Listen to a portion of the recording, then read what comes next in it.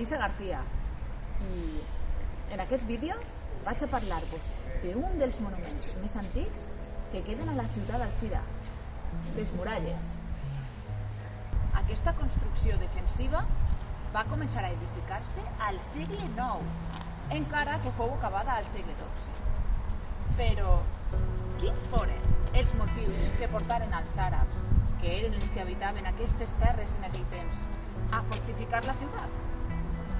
Per una banda, les muralles defenien la ciutat de possibles invasions i d'altra la protegien del riu Xúquer, que en el passat era prou més caudalós, inclús navegable, i amenaçava amb riuades prou més sovint que en l'actualitat. De fet, el propi riu també jugava un paper defensiu, ja que envoltava a la ciutat, que s'alçava sobre una illa fluvial i d'ahir el seu nom en àrab, Al-Jazira Sukar, que en valencià vol dir la illa del Xúquer.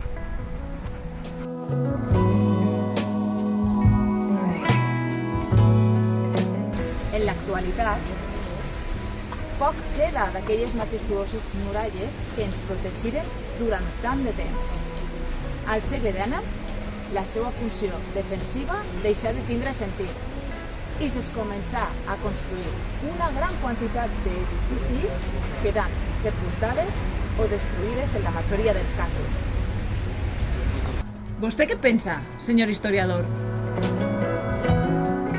Doncs que se ho van carregar tot.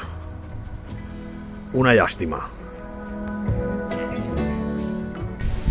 I com si no fora poc, al segle XX, en els anys 60, es va decidir canviar el curs del riu Xúquer i traure'l de la ciutat, amb la qual cosa tot l'antic recorregut del riu fou víctima d'un desenvolupament urbanístic sense precedents, donant lloc a l'avinguda Luis Sunyer i més enllà a l'avinguda Sants Patrons, amb edificis de 9 o 10 altures.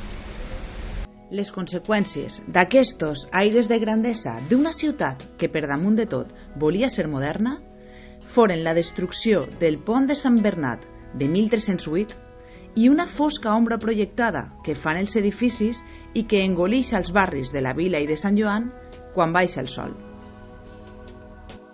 Paco! Encén els llums que ja no veig res! Però com no vas a veure res? Si són les 4 de la vespre! Calla, chico, que ja estan les finques ahí fent-nos sombra! Això és Mordor! Avui, si passegem per Alzira, només podem trobar alguns fragments de les muralles en localitzacions molt concretes. Una de les més representatives és la del Parc Aràbia Saudí, on actualment les estan restaurant i intentant recuperar l'antic pas de ronda.